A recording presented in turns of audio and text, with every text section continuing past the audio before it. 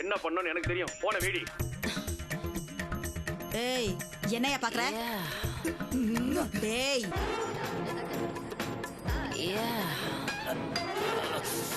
வேணாண்டா, போயிரு.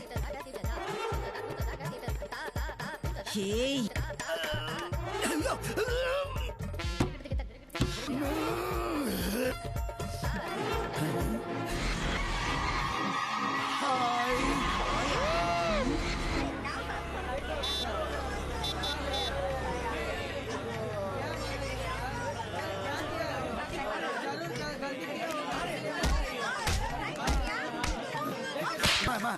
மொத்த ஜனங்களும் பாக்குது. டேய் விடுறியே, பசங்க பாத்து பாங்க.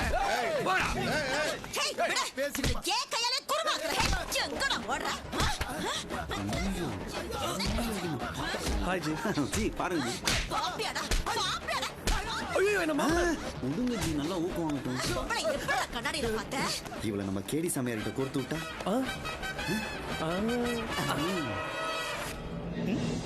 சுந்தரி, யாரா அவன்?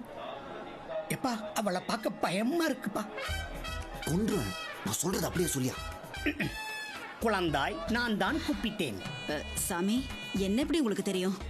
சர்வமும் அறிவேன். உனது கணவர் பெயர் தர்மராஜ். உனக்கு 3 மகன்கள்.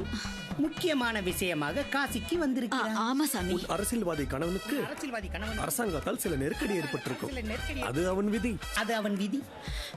ஆமா சாமி. எப்படி ஜி இவ்வளவு விஷயம் தெரிஞ்சு வச்சிருக்கீங்க? நானும் மெட்ராஸ்காரன் தானே ஜி. அங்க நடக்கிற கூத்து தெரியாம இருக்குமா? அங்க நடக்கிற கூத்து தெரியாம இருக்குமா? என்னது? ஒண்ணுமே புரியலையே சாமி. சரியா சொல்லுடா. மூடிட்டு கேளு. இங்க வந்த பின் பிரச்சனை தீர்ந்து நல்வாழ்வு அமையும். நல்வாழ்வு அமையும். கவலைப்படாது. ரொம்ப சந்தோஷம் சாமி. நாங்க தேடி வந்த விஷயம் எப்ப கிடைக்கும்? அதற்கு விட என்னிடம் இல்லை, என் குருநாதரிடம் தான் உள்ளது. அவர் எங்க இருக்காரு? இதே ஊரில் தான். அவரிடம் உன்னை முழுமையாக அர்ப்பணித்து அவரின் முழு நம்பிக்கை பெற்றால் தான் விடை கிடைக்கும். அதுக்கு நான் என்ன பண்ணணும் சாமி? நான் சொல்வதை கவனமாக கேள். காசிக்கு எவ்வளவு ஒரு முக்கியமான வேலையா வந்திருக்கோம். தங்கச்சி சாமியார் அது இதுன்னு டைம் வேஸ்ட் பண்ணிட்டு இருக்கு. ச்சே.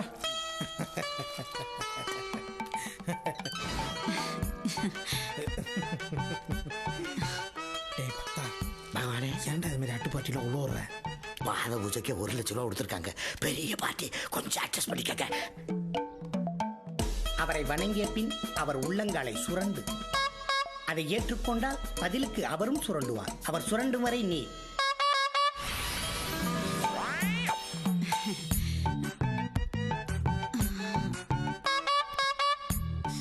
என்னடா கால சுரண்டா? தெரியாதனமா கைப்பற்றிருக்க. டப்புன்னு தப்பான முடிவுக்கு வந்துடாதீங்க. ஏய், இவ யதார்த்தமா நோண்டலடா, ஏன் பண்ணி தான் நோன்றா? உமக்கு என்னமா வேண்டும்? அருள் வேண்டும். அருமையான குரல், இதற்கே தரலாம். வா. தீர்க்க கும்ரபோகா. வாங்கடா. தங்கச்சிக்கு ஒரு மாதிரி இருக்கு.